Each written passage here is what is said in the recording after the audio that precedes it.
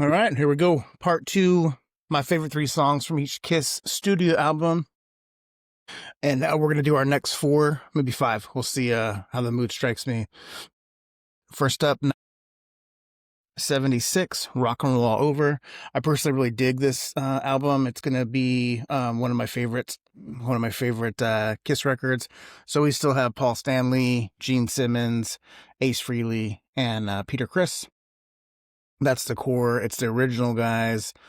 They've got some success as Destroyer came out. So I think, Kiss is probably flying pretty high right now. So my first song is going to be in it. It's changed over the years. So when I was a kid, when I was younger and I started getting into Kiss, the more poppy stuff is radio friendly, softer stuff is the stuff that grabbed me. So if you asked me, I don't know, 30 years ago, I'd have said Hard Luck Woman. I still like that song, but it's not my favorite.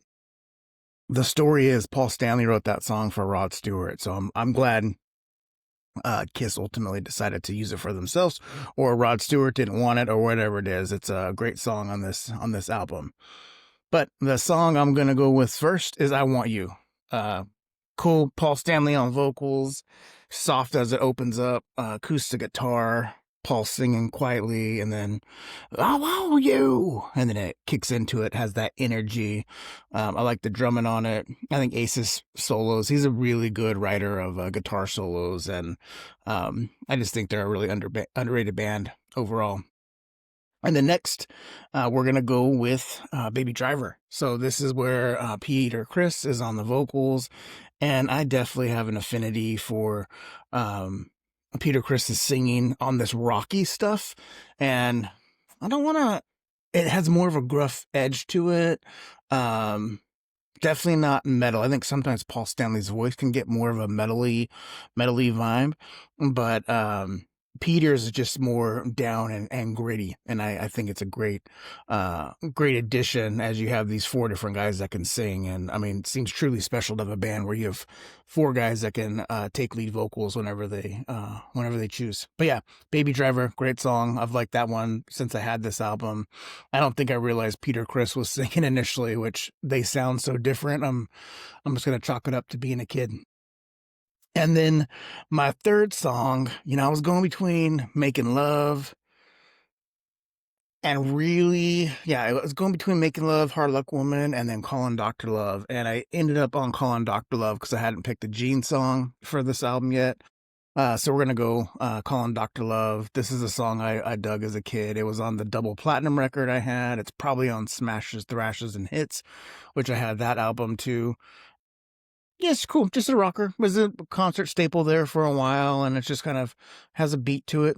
It's not aggressive, but I think you can, if you got some friends over, this one comes on, you start, singing the chorus. So, definitely strong album from Kiss. It's going to be, if I was going to rank, my top 10, this is definitely in the top 10. It might even be in my top 5. Next album, let's head over to Love Gun, 1977. The other one must have been 76. My eyes are not as good as they used to be. But yeah, a lot of great songs on this one too. I would say the only song I probably don't care for is Then She Kissed Me, which I think is a cover. They have some of these, I'm going to call them silly songs they got on here. And then I'm not going to choose Christine 16 either. It's like, okay, you're a grown man writing about a 16-year-old. Yeah, no thanks, I'm going to pass. Although the song is a cool jam, sounds good when you dive into the lyrics. Yeah, come on, Gene. First one I'm going to go with is number 3, Got Love for Sale. This song is just growing on me over time. I just like the vibe of it. Got love. I can't sing, so you're welcome for that. But yeah, really good song. Gene singing, more upbeat than Calling Dr. Love, which we just talked about. But yeah, good stuff. And then, we have to go with Love Gun. Just the lead track. Just, really, really good stuff. It's concert staple. This is the one that Paul sings, and so in the concert, he would get on that wire and step into that, that step, and he would fly out to the center of the audience and have a microphone set out there and sing the song. But yeah, just a classic song. A lot of people that maybe they're not big Kiss fans, I think they've heard Love Gun. So give them credit for that song. It's a good one. Good solo, and this is more of Paul singing, more of that edgy vibe as opposed to being so poppy.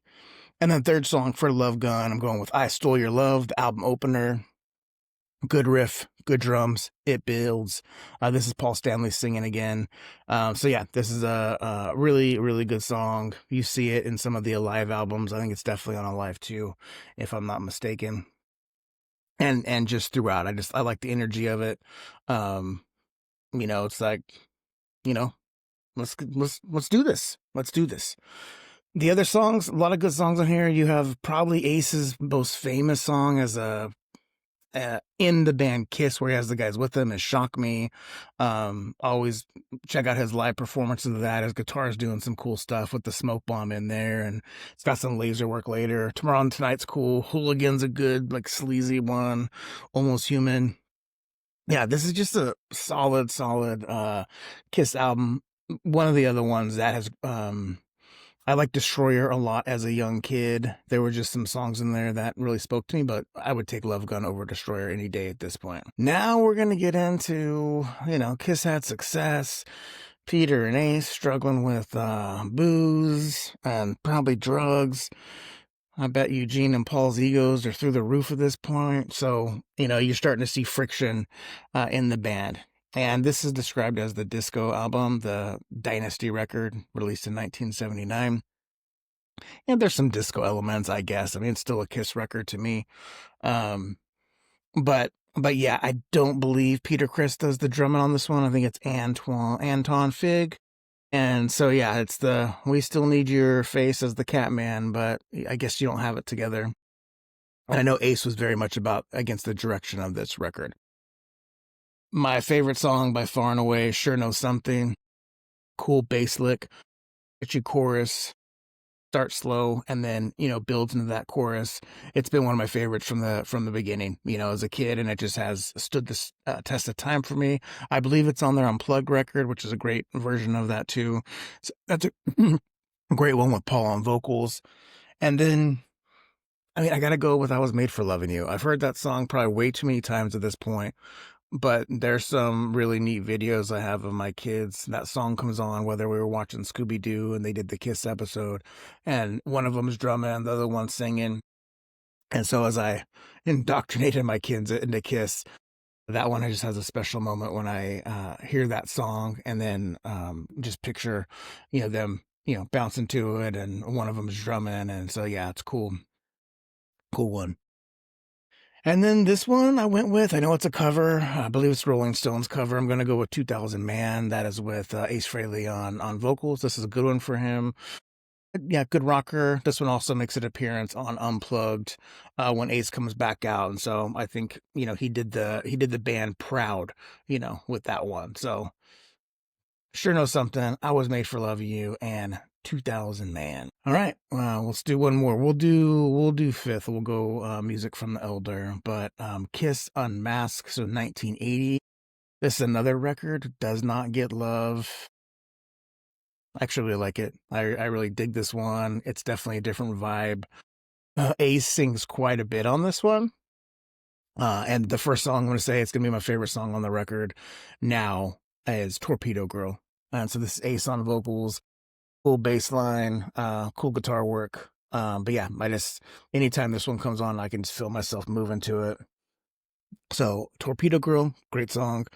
And then, back in the day when I was a kid, Shandy was going to make an appearance. Although I still like that song, that's not one I'm going to pick for you. That probably was my favorite 30 years ago.